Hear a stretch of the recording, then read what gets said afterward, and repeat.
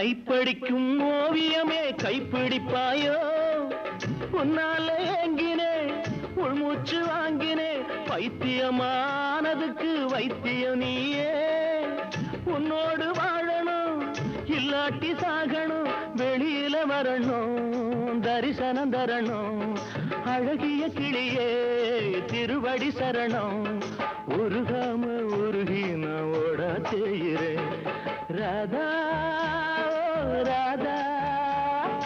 ராதா ராதா தேவதாசு நான் ஒரு ஜாதிதானடி உன்னை தேடி இங்கு வந்தேன் நடுவீதிதானடி உன்னாலதான் மனம் பித்தானது கண்ணீருதான் என் சொத்தானது